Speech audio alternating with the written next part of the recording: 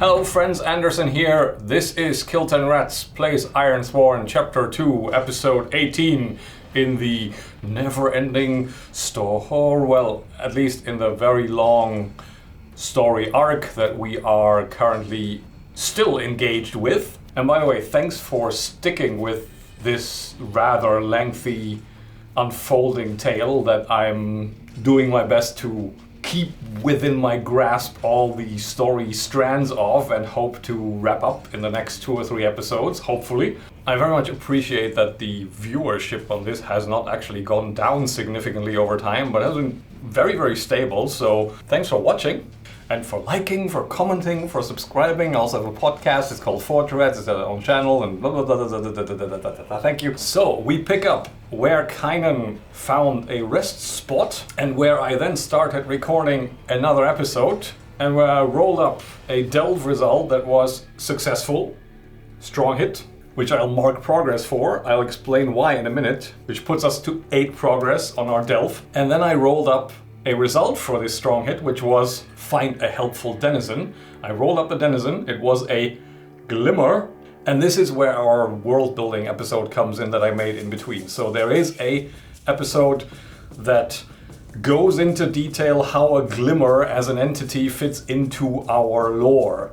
If you haven't watched that, no big deal, I'll just give a 2-sentence recap, which is a glimmer is one of 2 existing precursor factions that were here before even the Firstborn were here, and that are Calidas's true rulers of the Ironlands, the majority of which are hostile extraplanar entities trying to come back to the Ironlands, but a glimmer is another faction of this, and they are mostly neutral or helpful or positively inclined towards the sentient creatures that came after them, and they want to assist them and make sure that their evil brethren do not make it back to the Ironlands.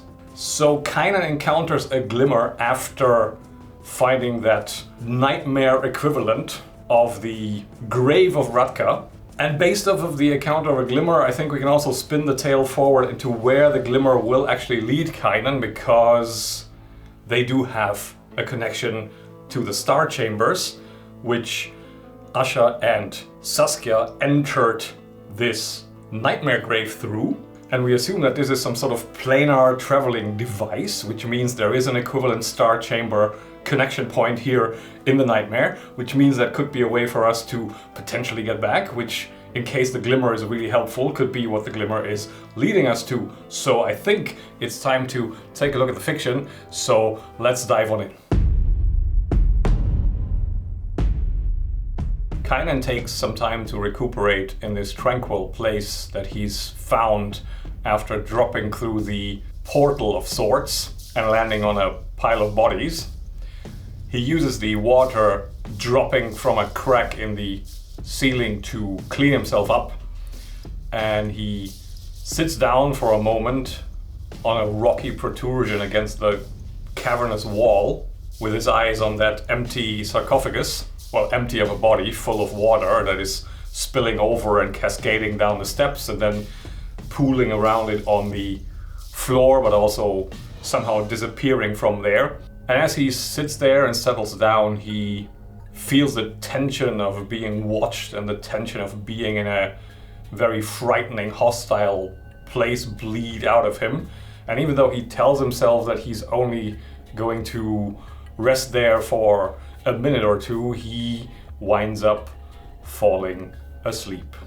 And he awakens with his lungs screaming, his mouth full of water, as he shoots up and realizes that the water has now filled the entire cavern from floor to ceiling, and there is nowhere for him to go, and everything is constricting around him. He tries to get his bearings, his thoughts racing. He doesn't understand what is happening to him really, how he got into this position, still groggy from having fallen asleep, which seems a really bad idea in a nightmare realm. And he's drifting more and more towards primal instinct taking over as he makes some jerky movements just to move and create some space towards where the entrance was that he came through, this murky black water. He thinks he sees shapes in the water. He hears muffled sounds, almost like voices ringing out. And as his vision starts to close in, blackening, he sees a light shimmering on the opposite side of where he entered this cavern. And this light sort of radiates outwards towards him. And he feels immediately drawn to it and starts swimming towards it. And this is where we play this up as a scene challenge, because a glimmer is a dangerous scene challenge in and of itself. And we also haven't really hammed up the nightmarishness of this place too much since I rolled a little bit too well.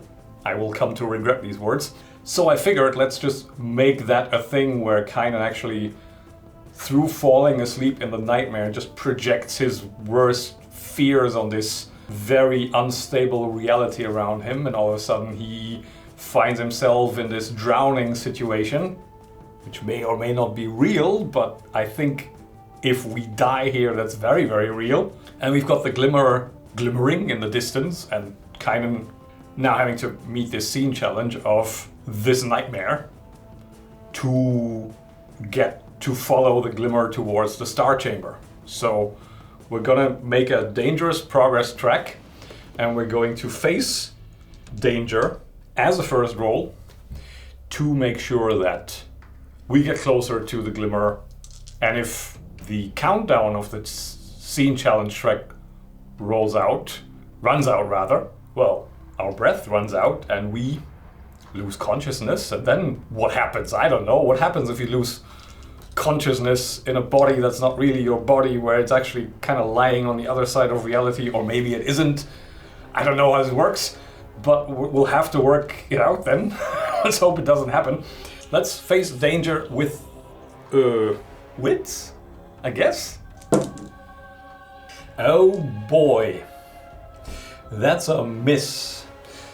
I shall burn this beautiful momentum we've built up, because we're also in a scene challenge and might end up accumulating more. Again, I'm going to live to regret these words probably, but I don't want to fail this right off the bat. So I'm going to turn this from a non-hit into a strong hit, make mark 2 progress, take 1 momentum back, and we rejoin a Kynan who makes unpleasant sounds in his throat as his windpipe is tightening and he is struggling not to reflexively breathe in water, and he calms himself against his instincts, fighting to mind over matter himself out of this situation, and he takes a few controlled strokes towards this shimmer of light that he hopes is not some kind of nightmarish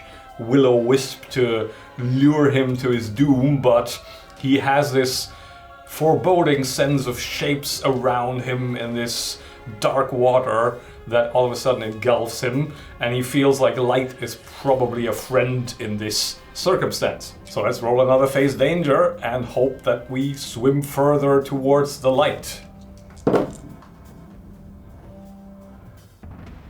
That's a weak hit. We mark progress, but we also encounter a minor complication, which is a setback, which means we fill 1 box of the countdown track. And what we envision is that Kynan moves ahead towards the light incrementally, slowly to his perception. He feels like he is swimming in place and realizes all of a sudden that he has this sensation of a hand closing in around his ankle and trying to drag him back into this encroaching darkness and these whispering voices. And as the blood starts noisily rattling in his ears, he kicks himself free and jolts forward a little bit further towards the light. Another face danger. That is a miss. We pay the price and we mark countdown progress. Pay the price. I think I will roll on the table because we are in the nightmare and anything can happen. So this is a pretty good opportunity to just leave it entirely up to the dice. We roll up a percentage die and see what we get. 76, it is stressful. I mean, Presumably yes, so we dock dangerous scene challenge, 2 down, endure stress move. We endure stress and... That's a strong hit. Let me just remind myself, because I think it works a little bit differently in Starforged now. We can exchange 1 momentum for +1 spirit, or we can take 1 momentum. I will take the momentum, and I will picture as Kynan swims towards the light, the glimmer of hope in the distance is momentarily blocked out by a shadowy shape rising up in front of him and towering over him as he pulls back from the swimming motion into more of a hovering motion, and this towering shadow over him opening up almost like a gaping maw about to swallow him. He flips in the water, kicks down, pushes down towards the ground, feels a rush of something brushing over him, and rattled as he is, still the determination that he takes away from this is that he fixates again on the light, and having now dropped down to the floor, he crouches and pushes himself off against the rocky surface and catapults himself towards the light. More face danger. Another weak hit. We are at 6 progress and 3 countdown. So this could go badly now. Kynan fights off the grabbing hands, and he feels his lungs on fire and his blood pumping in his ears as he feels his oxygen just run out, and the walls are closing in. He gets that tunnel vision. The only thing that really fills his vision now is this shimmer of hope, and everything else is an encroaching tunnel of unconsciousness looming around him. And he now has the option to, well, what do we do? Final push? Another phase danger? Or do we actually give it a 50-50, hoping for like a weak hit to get to the... Yeah, I think that's what I'm gonna do, because I have it... Something tells me I'm gonna run out the countdown if I don't roll on this. So if we roll a 5 and below on one of the dice, we have beaten the scene challenge, but we incur some troublesome cost, I assume. But at least we don't lose consciousness in this nightmare realm. So I'm going to end the scene challenge here, even though I usually prefer to do it around 8 progress, and hope for the best. That is indeed a weak hit, and we succeed, but not without cost. We must pay the price, make this a minor cost relative to the scope of the scene. Minor cost relative to the scope of the scene. I'll roll again. 63, it is harmful. Minor 1 health down, which is kind of bad in this situation. We endure harm with iron. Double 1, 3. Okay. Right. So we can trade 1 momentum for 1 health, which I'm going to do. Question is, positive match now to end the scene challenge on the endure harm. Let's go back to the fiction once we figured out what this actually is. But I think it'll also be relatively minor, so let's do action and theme. 31 uncover, 06 safety. Well, that's charming. We uncover safety.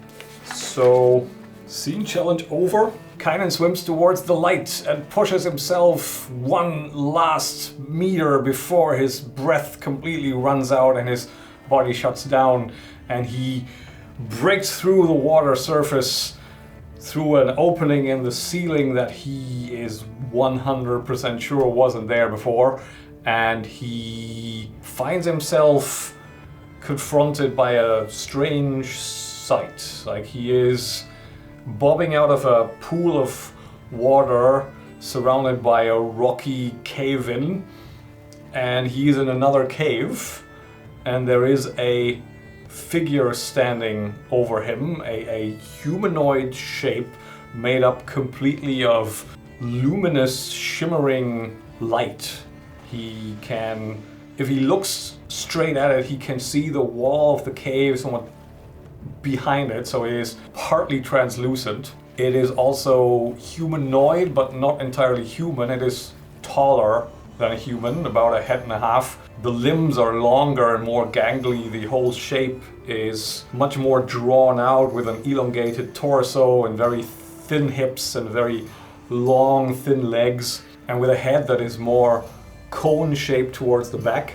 So there is also a three-dimensional aspect to it. It's not just a projection. And as Kynan pushes himself out of the water and gets his breath back, he looks up and he sees that obsidian wall dressing that he's seen in the chamber under Redcrest, and he sees the stars lit up all over it, these constellations that were projected into the surface of this obsidian somehow from a pool under Redcrest. And here as well, there is a pool here, a constructed pool, again framed in by this obsidian-like rock. And it seems that the constellations reflecting off of the obsidian cast like little strands of light towards this glimmering creature that is almost tied and tethered to this surface, and that now, somehow satisfied with Kynan being out of the pool, looks down on him and then turns and walks towards the edge of the pool and stands there. And Kynan feels this sort of, even though there's no facial expression or anything, but just the body language and the head tilt gives him a sense of something is expected of him here. And after he composes himself for half a minute, he rises to his feet and, all wet and dripping, shuffles over to where this creature is standing. And it appears satisfied with Kynan following its steps, and it repeats the procedure, now stepping into the pool and again turning to Kynan and opening its arms and pointing towards the water around it. And Kynan, somewhat understanding the implication, follows, and he opens his mouth to speak and address the creature to inquire whether there can be some sort of communication, but he earns himself another mouthful of water as the moment he catches up with this glimmering form, the bottom of the pool drops out, he gets sucked underwater, water fills his lungs, and he comes back to the surface coughing, and he senses a shift in the general atmosphere of the chamber. Something has changed. The lighting is different. The oppressiveness is not completely gone, but it's changed. These whispering voices, these oppressive rumblings around him are gone, and he is, I'm not going to say back to reality, he is in the equivalent star chamber in the real space, even though he doesn't properly realize that he's ever been anywhere else, which would also answer the question of what happens to his body. I think as he uses the star chamber, his spirit and his body just reunite and manifest where the exit point of this star chamber is. So he's rising from the water, the glimmer is gone, and he sees that the exit configuration of this room is different, and this opening where he swam out of is also not there. So he is somewhat rattled, but probably not entirely off his stride. He has seen a little bit too much inexplicable nonsense to really let it get to him at this point. But as he realizes where he is, he also thinks, well, this is where, if our assumptions are correct with Morgan and this whole other star chamber under Redcrest, this is where Asha and Saskia came out. So let me see if I can find them. So I think we're going to gather information to see if we can pick up a trace of Saskia now. And I'm going to translate this into if we can pick up a trace of some kind of progress for our next delve roll, because I think we still need to delve one more time to get to the point where I'm kind of satisfied that we've seen enough of this place. In the end, I should have probably made this formidable. Didn't get a chance to see all that much of the real space version of it, so I want to delve one more time, but I want to gather information to see if there's something here that Kynan finds that puts him on the trail of where Saskia and Asha went. So we're doing another wits roll, gather information. That is a weak hit. Information complicates your quest or introduces a new danger. Envision what you discover and take +1 momentum. Okay, 1 momentum I take. I think what Kynan finds are some kind of markings that Saskia clandestinely made as she was following Asha out of this star chamber. But what is the potential complication? Let's reveal a danger. Let's not do action and theme. We're in Delph site, we're uncovering a complication. Let's reveal a danger. 33, check the domain card. Domain card, the Denizen guards this area. Okay, so there is trouble nearby that we maybe run into as we follow these markings that Saskia etched into the wall with her spear tip as she sort of carries it and makes sure Asha doesn't really notice it because she doesn't trust anybody really. So she's making these notches and Kynan picks up on them. There is a denizen in the way, so what kind of denizen are we dealing with? Oh, you are kidding me. It's a worm. Delph, page 127. But without looking it up in detail, I can probably assume it's not good. I'm not into it. I mean, I am into it, but Kynan's not into it. Oh boy. Rank epic. Enormous size, yellow eyes bright as a torch, long sinuous tail, scale skin, cavernous mouth. Protects territory, kill and feed. Tail smash. Pinned to the ground, savage claw and bite. Worms are massive serpentine creatures. They're akin to wyverns but are much larger and wingless. Their lairs are found in deep caves, subterranean vaults at the heart of dense forest. We are in all three, so it makes perfect sense that the worm is here. Fiercely territorial, so I'm not gonna fight this because I'm going to die. But I think what happens is I'm gonna make myself another coffee. Kynan follows Saskia's markings out of a narrow, almost triangularly tipped tunnel into a wide, almost thoroughfare kind of large, round, winding tunnel that his intersection meets sort of at a point where it goes both up and down, and Kynan gravitates towards down. And as he walks that tunnel that you could easily drive several wagons through side by side, he is aware of some vibrations under his feet as he sets foot carefully one in front of the other, because it is quite steep. And the vibrations first are subtle and slow, but as he descends further, he feels the walls around him starting to vibrate and the floor starting to vibrate, and he turns around to figure out what is happening because he gets the sense that this is coming from behind him, and he sees that curvature of the tunnel behind him slowly fill up and become completely eclipsed wall to wall by something he can't quite make sense of at first. He sees motion and something organic, fleshy fill out the tunnel, and that's enough for him to start running. But as he casts a glance over his shoulder, he realizes that it's an enormous gaping mouth or set of mouths behind him filling out the tunnel, which has these rows upon rows of jagged teeth, but they are set up in an almost concentric circle kind of fashion that are also grinding, like one outer ring grinding clockwise, the inner ring counterclockwise, and then the next ring clockwise again. It's a very unsettling sight, and I think we're going to have to face danger here. We're gonna do this with edge, because we are going to run. Okay, that is a very well-timed strong hit. We get that +1 momentum. And we envision the gaping maw coming closer, about to engulf Kynan as he spots another opening in the tunnel wall.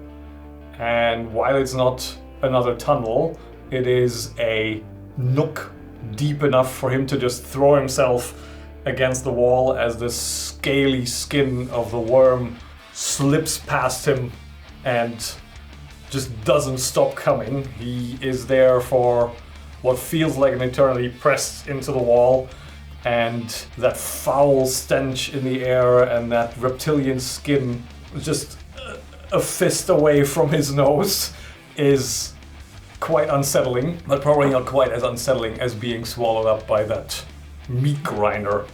So I feel like that's, since we're incurring like a minor complication on a hit, I don't want to turn this into a fight with an epic foe. So I feel like this is fair. And I feel like that now that the worm is receding back into its lair, probably having eaten its fill up on the surface and not bothered with having Kynan as sloppy seconds, we can make our final delve move to approach the... Actually, we could also roll to reach our destination. Because I feel like now that we added the worm and this tunnel and this nightmarish and the star chamber, I feel like that gives me a better feeling that we have used this to some of its potential. This setting on a story level. Yeah, I think I'm satisfied. I think I'm going to roll up our locating our objective roll, which then is the thing that will help us solve the Arsula problem. So let's roll that. Double 5, sure, yeah, no problem. Another one. Okay, locate our objective is... On a strong hit, you locate your objective and the situation favors you. Choose one, make another move now and add +1 or take +1 momentum. We take +1 momentum. We have a positive match result, but we also have to envision a location where this is kept. Let's roll the theme and domain features table. 36 burial chambers. Did they maybe bury this with somebody? Whatever this is. I think so. They don't bury it with Radka because that's maybe a bit too obvious. And maybe that's also not Radka's role. So maybe they bury this with some kind of shaman who came up with it. Or maybe the shaman is the weapon? I mean, who's to say it's a weapon? We don't even know what it is. We should probably also roll that at some point once we get closer, but that's something worth bearing in mind. Maybe the weapon or the solution for the Arsula problem isn't actually a thing, but a person.